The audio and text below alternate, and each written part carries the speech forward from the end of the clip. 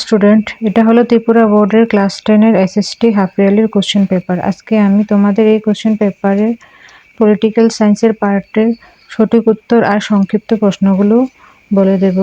তোমাদের পলিটিক্যাল সায়েন্সের প্রথম যে কোশ্চেনটা এসেছে সেটা হলো বেলজিয়ামের তৃতীয় সরকার যে সরকার নামে পরিচিত সেটা হলো কমিউনিটি সরকার। দ্বিতীয় কোশ্চেন, শিক্ষা বিষয়ক অন্তর্ভুক্ত রয়েছে এটা হলো যুগ্ম তালিকা।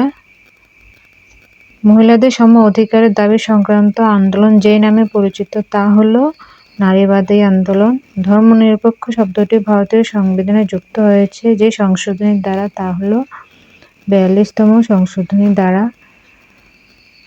তারপরে তোমাদের সংক্ষিপ্ত প্রশ্নের মধ্যে প্রথম যে প্রশ্নটা আছে, শ্রীলঙ্কার বসবাসকারী স্থানীয় তামিলদের কি বলা হয় সেটা হলো সিংহলি তামিল। সরকারের উচ্চ ও নিম্ন স্তরের মধ্যে ক্ষমতা বন্টনকে কি বলে সেটা হলো ক্ষমতা বিকেন্দ্রীকরণ।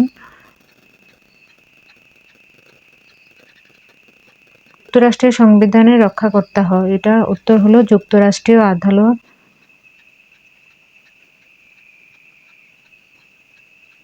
এককেন্দ্রিক ব্যবস্থা চালু আছে এমন একটি দেশের নাম হলো ব্রিটেন। পারিবারিক আইন কোন বিষয়গুলির সঙ্গে সম্পর্কযুক্ত? যেমন বিবাহ, বিচ্ছেদ, ভূষণ, অভিভাবকত্ব, উত্তরাধিকারী।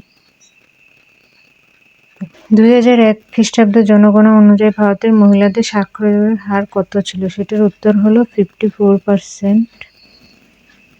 আর 2011 হলে সেটার উত্তর হবে 65.5%।